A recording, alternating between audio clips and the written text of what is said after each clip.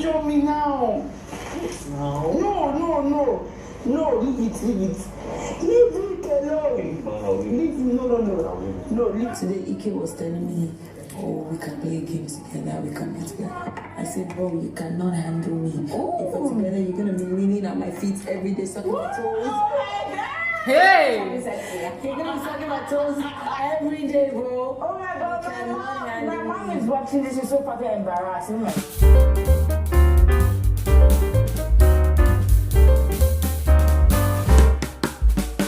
So I stayed up last night waiting to see what these housemates were going to do next after the pool party. I mean, from all indications, they had so much fun. The vibe was on point.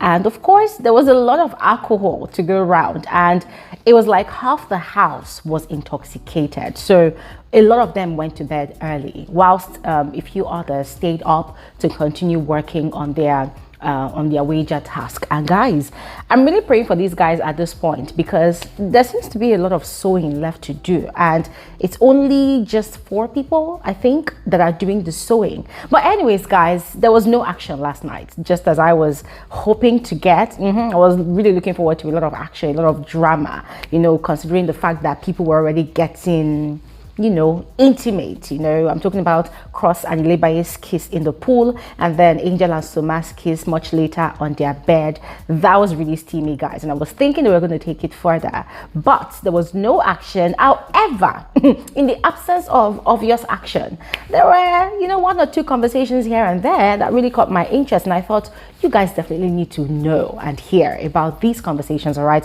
so I'm going to spew all of that on this video. Please make sure you watch to the end. Do not skip out so that you do not miss out on any part. All right, and also feel free to go ahead and let me know your thoughts in the comment section below. And officially, special greetings to every single one of you. You're especially welcome back to my YouTube channel. My name is Bbnaija. This is Frankly Speaking with Bbnaija, and I'm the girl with the T. Yes.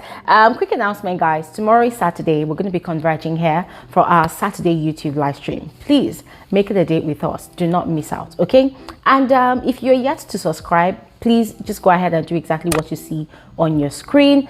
And like this video. Feel free to share this video. Okay, anyways, let's proceed into the details of this conversation. On my previous video, I had shared with you the details of Doyin and Ilebaye's conversation about their love interest outside the house. And guys, it was just so entertaining sitting down and listening to these 2 people talk. Guys, I was particularly enjoying the cismans between both of them. Yes, at some point, what's her name now, Tolani Badge had opened the door, and Ilebaye had decided to probe about Tolani's relationship status in the house. She had said that she had overheard Tolani talk about, oh, that there's someone that she's with and someone that she likes in the house. So she wanted to be sure if it was new, you understand, just to stay clear of Tolani's path, right? So she was asking Tolani about it, and Tolani outrightly told her to stay in her lane. And guys, for real, that set off my alarm bells, because a lot had actually happened yesterday between Neil, Tolani Badge, Uriel, and Princess. And guys, I've told you all I'm going to make an entirely different video about that one, because there's a lot to share from that angle. Guys, there seems to be a crazy entanglement involving all of those people that I've just mentioned, and if care is not taken, it might get nasty. Yeah, we're going to talk about it, but from that response Tolani gave to Ilebaye, it just sent some signals in my head that it could either be New or Kidwire. 2 people that she's constantly referring to as a friend. I mean, of late now, there are 2 new terms that she and New uses to describe each other. Oh, my rock, my comfort. And it doesn't really make sense. But guys, let's not deviate. This video is not for those 2 people. Now, in that Doyin and Ilebaye's conversation, Doyin was talking about how her man, one of her boyfriends actually, you know, knows how to handle her, you know, because of her feisty personality. Whenever she begins to act up, the guy knows how to, you know, shut her up and tell her to sit down, and she listens to him and she calls him daddy. And guys, let's not take away the fact that Doyin was under the influence of alcohol in that conversation, because her tongue was loose. She was saying a lot of things. She even went as far as mentioning that EK had approached her for a sheep. Yeah, that Ike had told her that both of them should, connect, right? That they will be a perfect pair. They would look good together. And she was telling Ilibaye that the boy could not handle her. That if she handles Ike, that every day in this house, Ike will be coming to come and kneel at her feet, pick up her toes and suck her toes. Guys, oh my God, the conversation was just messy, but it was just quite entertaining. They really spilled a lot. Some I shared on my previous video. And moments later, there was a conversation between Mercy, Ike, and Ilibaye. So Mercy started off, asking Ilibaye about her upbringing, her background, her education, a background in education, and Ilibaye was, sharing with them. And both Ike and Mercy, they were sort of warming up to Ilibaye. They were obviously liking the girl, and it had seemed as though Ilibaye had kind of warned Ike as well to stay away from Doyin. If you mess with my girl, I'm going to come for you. So both of them, they were having a go at each other. Mercy did not want to be locked in between, their attacks at each other. Now, it was quite playful though. It wasn't that serious, yeah. But Mercy just wanted them to continue talking about, Ilibaye. She wanted to know Ilibaye. Now, because of the way she was probing, I could not decide if Mercy was genuinely interested in getting to know Ilibaye better, because there had been a conversation between Mercy and Doyin earlier in the day. I'm going to talk about it. Yes, it's in reference to the fight between Angel and Ilibaye, the cause of the fight. Yes.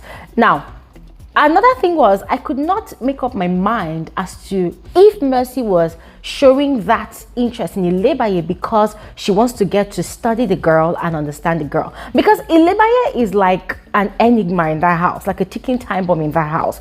She doesn't really talk much. She only talks a lot with Doyin. So she doesn't really talk a lot. She doesn't really share much. So a lot of people in the house don't really know the girl like that. I mean, just like the way they all know one another in the real world, right? I mean, they know a lot about Mercy because they follow each other on social media, they roll in the same circle. But Ilibaye is kind of mysterious. So I just could not decide if Mercy was trying to clock the girl's game. There's a thing about knowing your contender, your enemy, so that you can use the information you have about them against them. Not negatively now, but just to play the game. So I just could not decide. But personally, I loved that moment. It was really endearing. I loved the fact that Mercy started advising the girl as a big sister. Ike as well was advising Ilibaye. They were telling her to, calm down with the confrontations, but she should be able to match people's energy. Whatever frequency people dish out to her, she should dish it out to them. But there's no need to carry the grudge until the next day. If you want to say something that's on your mind, go ahead and say it. So they kept on giving her a lot of advice, and Ilibaye with a coconut head. It was very obvious that there were a lot of things that she either did not understand or she was just deliberately, feigning ignorance of what they were saying. But it was a good conversation. I loved it, and guys, I just loved that setting. It was really sweet. I loved it, and I preferred it more than a situation where other housemates just drew conclusions that Ilibaye is a loose girl, she does not have good home training and whatever. But then at the end of the day, however way the conversation was, there is no taking away the fact that there was an element of fishing for information from Mercy and from Ike. So I had mentioned earlier that Mercy and Doyin had a conversation earlier in the day, and Doyin had actually revealed that Angel had referred to Ilibaye as daft and a demon, in her spree of insults at the girl.